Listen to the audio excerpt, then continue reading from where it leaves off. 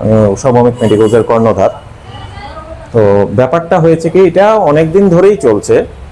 আমরা সাধারণত ডিসকাউন্ট দিয়ে থাকি কেন, কারণ আমার জন্মকর্ম সব কিছু এখানের মানুষের সাথে আমার একটা নারীর টান, সেই সম্পর্কেই আমি ডিসকাউন্ট দিয়ে থাকি। কিন্তু ডিসকাউন্ট তো আমি আমার লাভের টাকা থেকেই দিই। তো এটাতে কোনো অ্যাসোসিয়েশন যদি হস্তক্ষেপ করে, তো এই জিনিসটা তো কি করে হলো? এটা তো মানে কি আমার একটা স্বাধীন ব্যবসা বা স্বাধীন যে এটার উপর একটা হস্তক্ষেপ করা হয়, এছাড়া তো আর কিছু না। এটা নিয়ে অ্যাসোসিয়েশন নানানভাবে আমাকে বিভিন্ন সময়ে বিভিন্ন রকমের হ্যারাসমেন্ট করার চেষ্টাও করেছে, বেনামি চিঠি, তারপর এমনও কান পাতলে অনেক কিছুই শোনা যায়, এমনও শুনি আমার ডাক্তারের চেম্বার নাকি বন্ধ করিয়ে দেবে, এমনও অনেক বড় বড় ইয়েরা আছেন। আচ্ছা, যাই হোক, কিন্তু আমি তো আমার জনসেবার করব, এটা আমার একদম মনস্থির করা, আমি করেই যাব।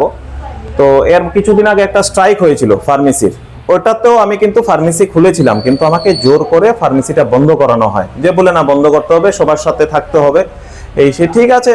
আমাকে আগরতলা থেকে রিকোয়েস্ট করানো হলো, কাকে দিয়ে আমি জানি না, যাই হোক আমি ফার্মেসিটা বন্ধ করলাম বাধ্য হয়ে।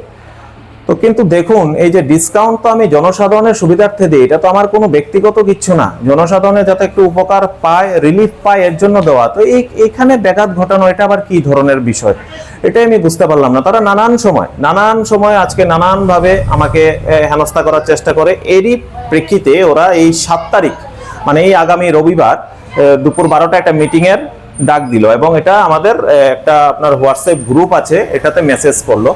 মেসেজ করার পরে আরো একজন মেম্বার লিখলো, যার ব্যবসা বাঁচাতে হলে ইয়েতে যোগ দিতে হবে, মানে আপনার মিটিং এ যোগ দিতে হবে। এটা আবার কি কথা?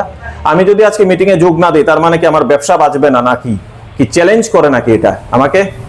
হ্যাঁ, বা অন্য যে মেম্বাররাই যদি মিটিংটা অ্যাটেন্ড না করে, তাহলে কি করবে ওরা? এত বুকের পাটা, বাবা, এটা তো আমি এরকম জানি না। আসলে এই অ্যাসোসিয়েশনটাই একটা মানে সিপিএম ভিত্তিক মনোভাব নিয়ে চলে, এটা বহু আগের অ্যাসোসিয়েশন। এদেরকে সময় এসছে সঠিক সময়ে সঠিক নিয়ম প্রয়োগ করে ওদেরকে জুরি নদীতে বিসর্জন দিতে হবে। মানুষের সুবিধাটা আগে। ওরা কি ভাবছে? এটা আমরা স্বাস্থ্যর ব্যবসা সবকিছু ঠিক আছে, এটা আমাদের একটা বিজনেস, সবকিছু ঠিক আছে, আমাদের ভুলে গেলে হবে না যে এটা আমাদের একটা নৈতিক কর্তব্য রয়েছে, যে মানুষের সেবা করতে আমরা বসেছি।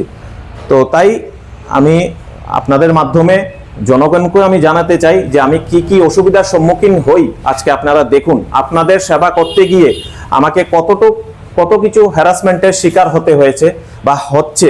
প্রতিনিয়তই একটা না একটা কিছু থাকছে। আমার বাইরে দেখবেন আপনি একটা ডিসকাউন্টের বোর্ড, এটা ক্যাশব্যাক লেখা আছে, ওটাতে আগে ডিসকাউন্ট লেখা ছিল, বলছে যে এটা আইন আছে, লাগানো যাবে না, বোর্ড রাখতে পারবো না, এটা নিয়ে অনেক নাটক। এরপর আমি ঠিক করলাম যে ঠিক আছে, ডিসকাউন্ট কথাটা ওমিট করে ক্যাশব্যাক লিখে রেখে দিয়েছি, কিন্তু আমি রাখবই। কেন রাখবো না? আমার স্বাধীন ব্যবসা, স্বাধীন চিন্তাধারা থাকবে, আমার সবকিছু স্বাধীন হতে হবে, বাস এইটুকুই আর কি। তাছাড়া আমি এই বিষয় নিয়ে মাননীয় মুখ্যমন্ত্রীকে একটা চিঠি দিই, এটা ফরওয়ার্ডিং ডিএম, এসডিএম, এসপি এবং আপনার পাশাপাশি আপনার থানাতেও দেওয়া হয়। এবং কি আশ্বাস দিয়েছে আপনাদের? থানাতে দেওয়া হলো, থানা বলছে যে এটা দেখবে।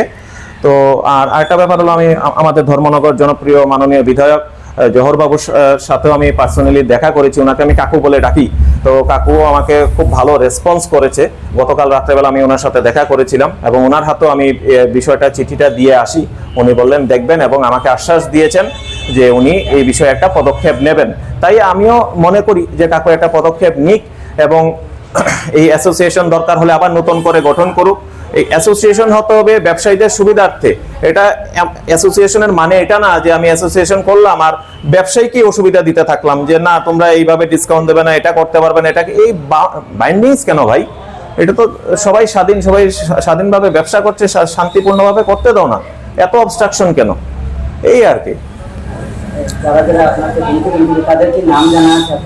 না দেখুন, সবাই আমার লোক। দেখুন এইগুলি কি জানেন তো, নিজের গায়েই থুতু পড়বে, নিজের পরিবারের লোকই এরা আমার।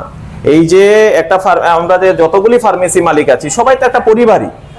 এরা কি কারণ বা কি বিষয় তো এই ডিসকাউন্ট বন্ধ করতেই হবে বা একটা স্ল্যাব রেট রাখতে হবে। কেন ভাই? আমি যদি বেশি ডিসকাউন্ট দিতে পারি তাতে অন্যদের কি অসুবিধা?